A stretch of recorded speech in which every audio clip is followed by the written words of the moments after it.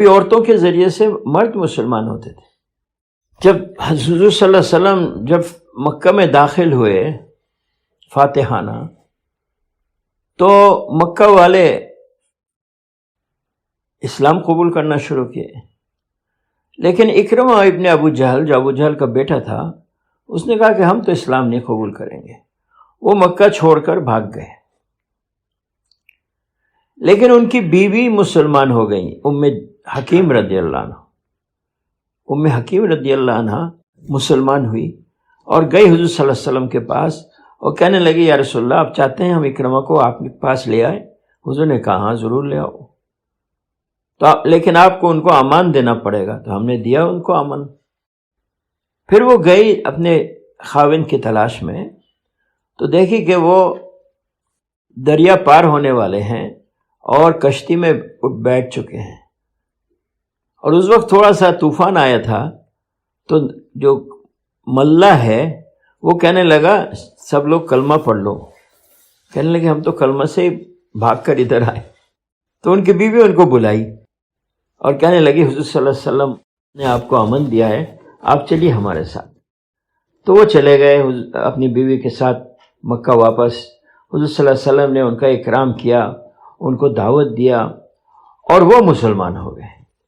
تو اکرمہ ابن ابو جہل جیسا، ابو جہل کا بیٹا، ان کا اسلام کے جو سبب ہوا وہ ان کی بیوی بنی، ہے نا۔ اور کیا کہا انہوں نے کہ یا رسول اللہ، آج تک ہم نے جتنا مال خرچ کیا ہے اسلام کو مٹانے کے لیے، اس سے دگنا مال ہم خرچ کریں گے اسلام کو دنیا میں زندہ کرنے کے لیے، اور آج تک ہم نے جتنا قوت لگایا ہے اسلام کو ختم کرنے کے لیے، آج سے ہم دگنا قوت لگائیں گے اسلام کو دنیا میں قائم کرنے کے لیے۔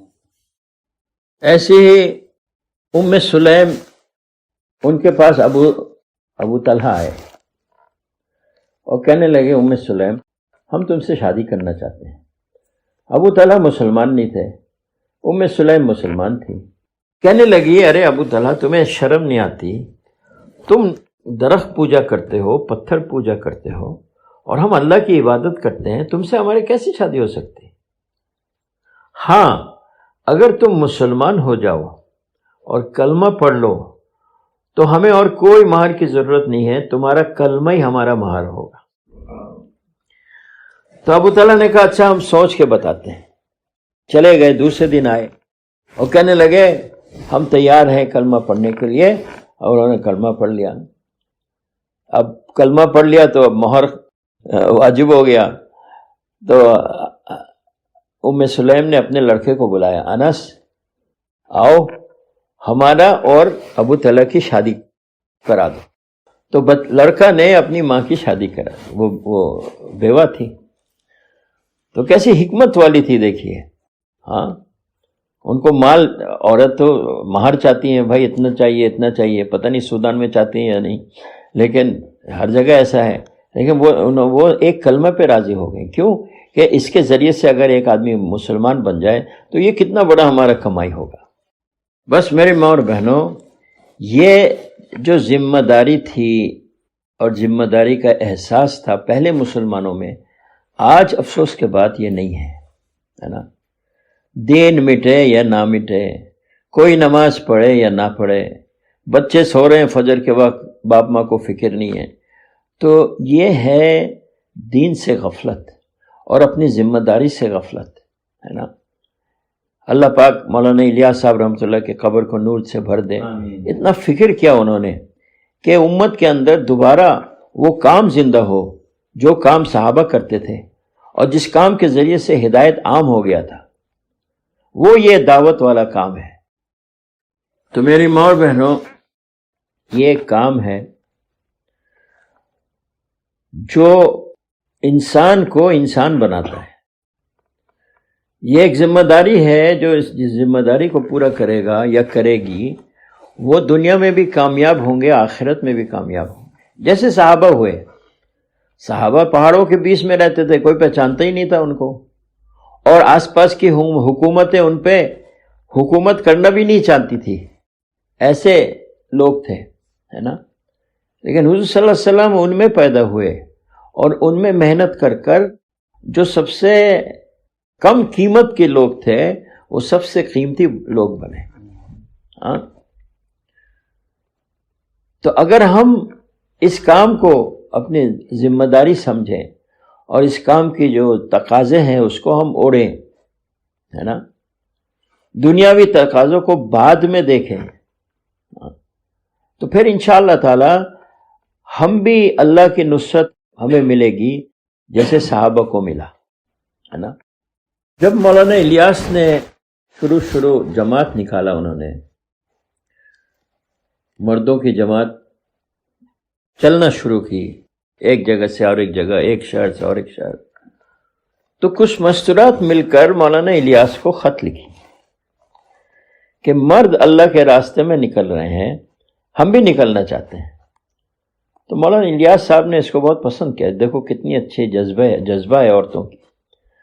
تو انہوں نے مرکز میں مولوی داؤد میواتی ہوتے تھے، ان کے خدمت میں انہوں نے کہا کہ دیکھو ہم جماعت نکالیں گے، فلاں کے گھر میں مستورات اور ان کے محرم کو جمع کرو، لیکن پہلے ہمارے جو شورا ہے ان کی رائے کیا ہے پوچھو، ہم مستورات کی جماعت نکالنا چاہتے ہیں.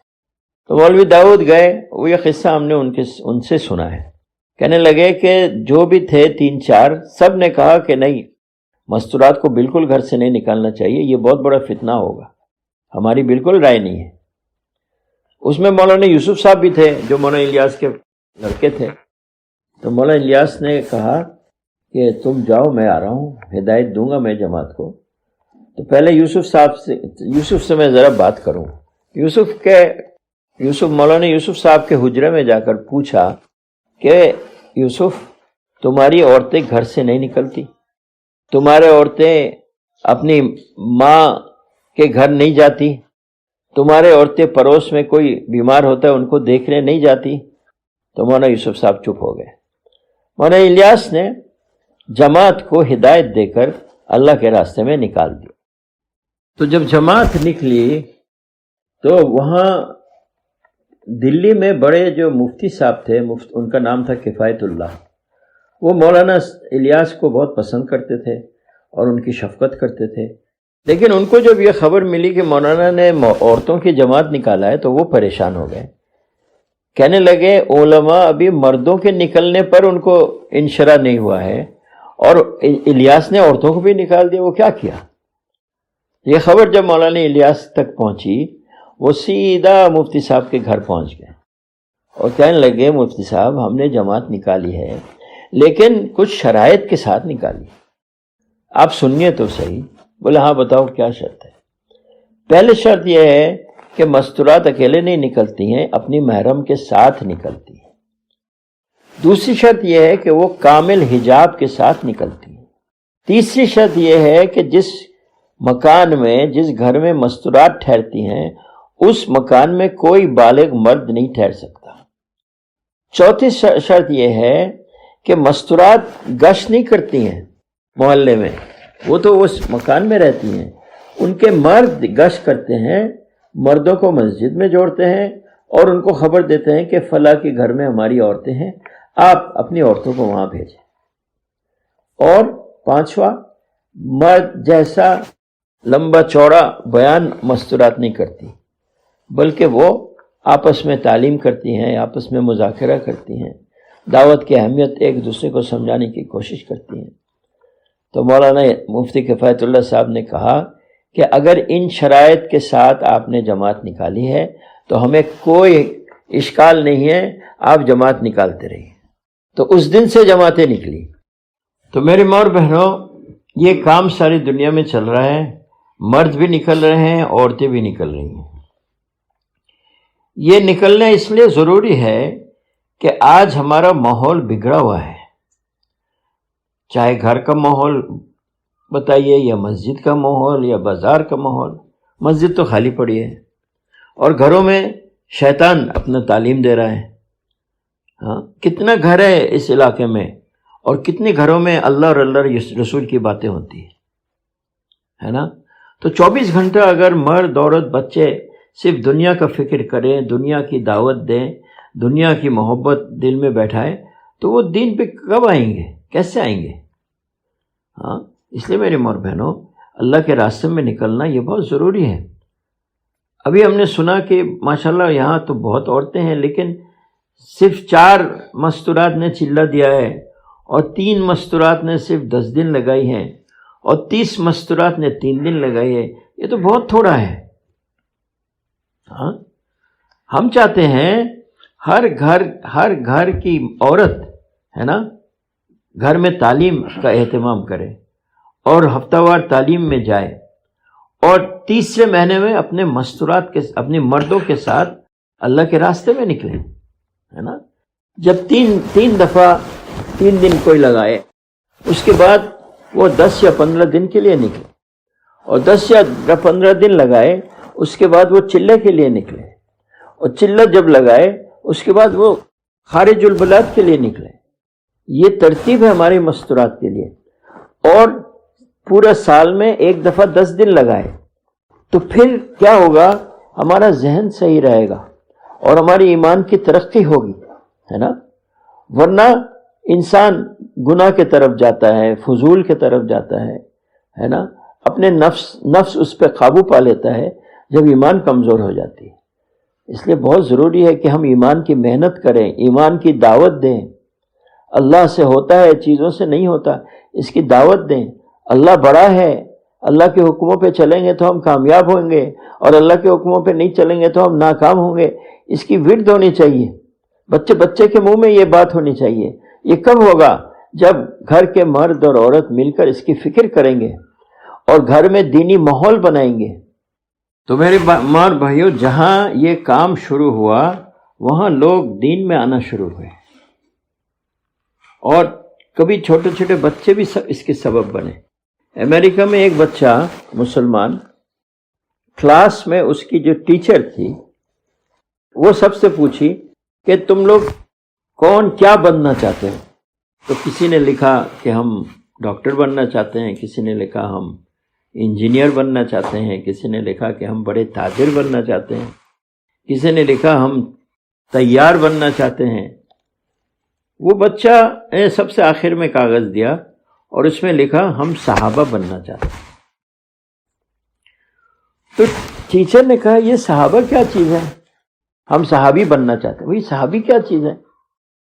تو وہ بچے نے کہا کہ یہ بہت اچھے لوگ ہوتے ہیں وہ، لیکن ہم آپ کو نہیں سمجھا سکیں گے، آپ ہماری والدہ کے پاس چلو تو وہ آپ کو سمجھائیں گے۔ تو انہوں نے کہا اچھا ٹھیک ہے، ہم جائیں گے تمہاری والدہ کے پاس۔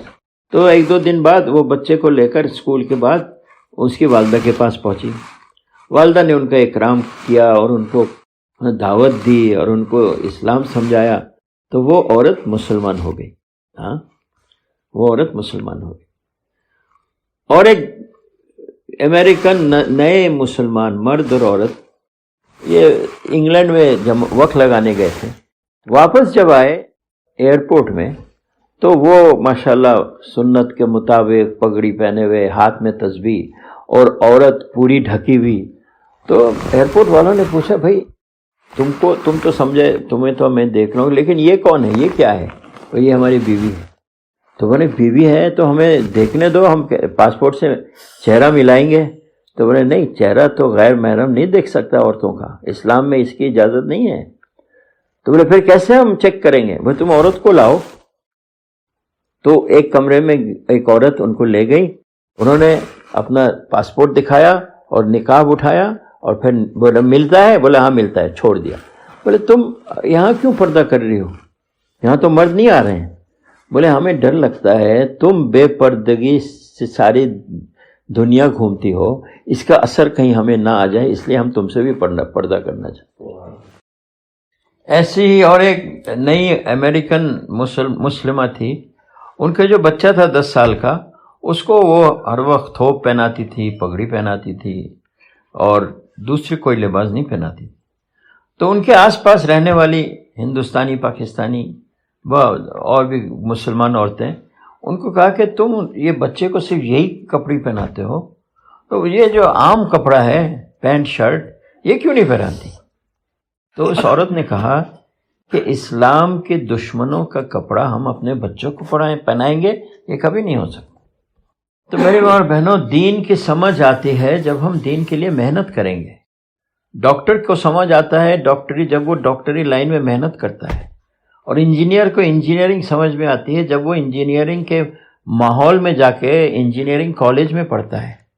اسی طرح میری ماں اور بہنوں، اگر دین کا سمجھ حاصل کرنا ہے تو ہمیں اس ماحول میں آنا پڑے گا، اور آج کے دن میں جماعت کے سوا اور کہیں یہ ماحول نہیں ملے گا، ہے نا. اس لیے ہمارے بڑے یہ چاہتے ہیں کہ ہر مسجد مسجد نبوی کے نقشے پہ آ جائے، اور ہر مسلمان کا گھر صحابہ جیسا گھر بن جائے. تو مسجد میں کیا ہوتا تھا؟ مسجد میں ایمان کے حلقے ہوتے تھے، مسجد میں تعلیم ہوتی تھی، مسجد میں ذکر اور عبادت ہوتا تھا، مسجد میں خدمت ہوتا تھا، مسجد میں مشورہ ہوتا ہے، اور جماعتیں آ رہی ہیں جا رہی ہیں. یہ ماحول ہے مسجد کا. صحابہ کے گھروں میں کیا ہوتا تھا؟ صحابہ کے گھروں میں بھی ایمان کی مجلس ہوتی تھی، تعلیم اور تعلم ہوتا تھا، ذکر اور عبادت ہوتی تھی، اور مشورہ ہوتا تھا، اور مستورات جو دین سیکھنے آتی تھیں وہ صحابہ کے گھروں میں رہ کر دین سیکھتے. آج میری ماں اور بہنوں، مسجد خالی پڑی ہے، مسجد میں تالا لگا ہوا ہے، اور گھر کا حال یہ تو بیان کے باہر ہے. اللہ ہماری حفاظت کرے. یہ آپ ہم سے لکھ لیجئے کہ اگر اللہ اور اللہ رسول کی تعلیم گھروں میں نہ ہو تو شیطان ضرور آپ کے گھروں میں تعلیم کر رہا ہے. اس لیے 3 چیز بہت ضروری ہے ہمارے مستورات کے لیے. ایک یہ کہ اپنے گھروں میں روزانہ تعلیم ہو، اور اس تعلیم میں گھر کے سب کو جمع کر کے پھر تعلیم ہو. اس کے لیے محنت چاہیے. یہ نہیں کہ بھائی بیوی میاں بیوی مل کے تعلیم کر کے سو گئے، بچہ لڑکا کہیں ہے لڑکی کہیں ہے نا. ایسا نہیں. سب کو جمع کر کے کتاب سے پڑھنا، منتخب حدیث اور ریاض الصالحین اور حیات الصحابہ، یہ عربوں کے لیے نصاب ہے. اور کتاب پڑھنے کے بعد صفات کی مذاکرہ ہو. 6 صفات. ایک دن آپ کریں، پھر دوسرے دن آپ کی بیوی کریں، پھر تیسرے دن بچہ کرے، پھر بچی کرے. ایسے ہر روز کوئی نہ کوئی 6 صفات کا مذاکرہ کرے. اور مذاکرہ کے بعد گھر کے اندر تشکیل ہو کہ والد صاحب خارج البلاد کب جائیں گے، اماں جان مستورات میں جماعت میں کب نکلیں گے، ہے نا، بھائی میرا ابھی چھٹیوں کا وقت ہے وہ کب نکلے. تو گھر میں ایک دوسرے کو نکالنے کی ایک ترتیب ہو، تشکیل ہو. چوتھا، مشورہ ہو کہ کل کون کتاب پڑھے گا اور کل کون 6 صفات کا مذاکرہ کرے گا. اور قرآن کے حلقے لگے تاکہ بوڑھی سے بوڑھی اور جوان سے جوان اور چھوٹا بچہ بھی ان کا قرآن صحیح ہو. تو اس لیے تجوید